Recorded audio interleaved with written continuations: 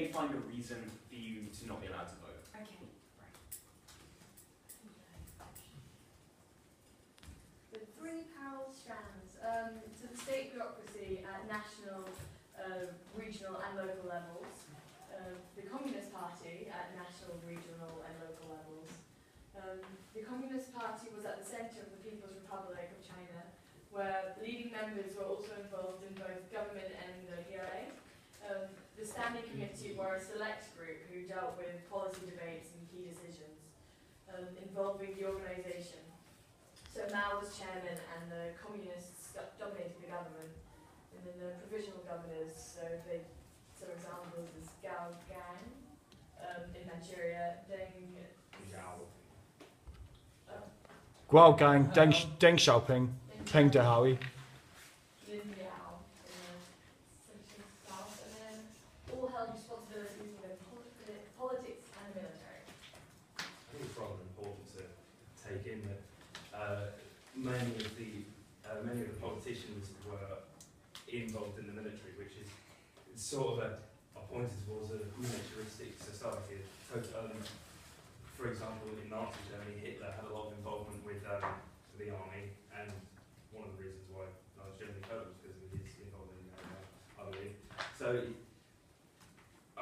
this could indicate that a lot of political decisions could be sort of surrounded by military views. I think that's an important aspect of this political system. And if you look on page 42 in this textbook, you see the three strands of the new system, and Mao is the chairman of each one, respectively. And that means that, essentially, although he did occasionally try to remove himself from, making all the small decisions, everything ultimately had to go through him and came back to him. He was in charge. There was no mistaking that, and everyone from each of those committees would have had to work with him, and they wouldn't be going, one of their superiors would have to then talk to the other committee members. It all goes back to Mao, it all stems out from him, which meant that really there was a unified government, and all the policy debates and key decisions that are up there meant that it was essentially a totalitarian control.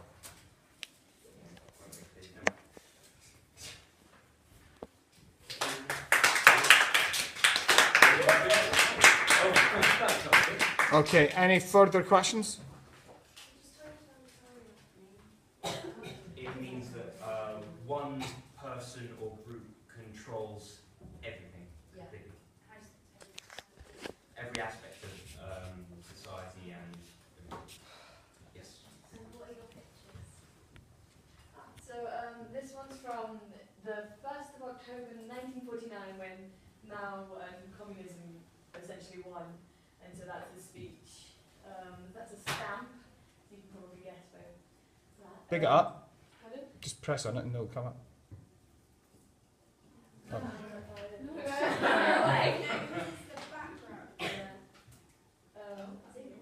That's, I want to say, in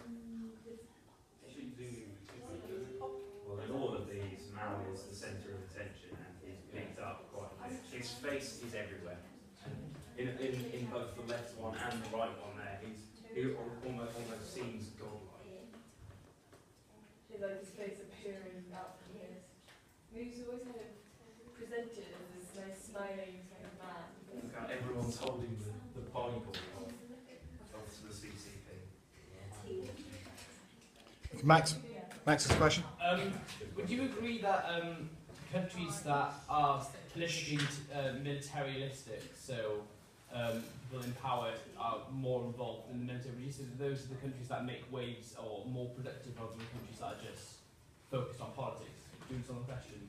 Do you mean that do they have more impact and are they able to do more? Yeah. I think that probably comes down to everyone's respective political view. Personally, I think that in a military-controlled country, there's less internal dispute, which means that it eliminates bureaucracy to an extent, and that means that the country is able to do more externally and improve itself without having to worry about, there's a couple of people who don't like it, so we can't do it.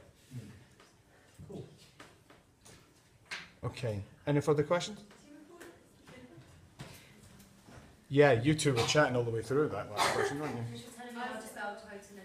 Totalitarian. And I got it right. And if you're talking about militaristic societies, it's not militaristic, it's militaristic society. Militaristic. Yeah, militaristic, yeah? Okay. Great. Any other questions?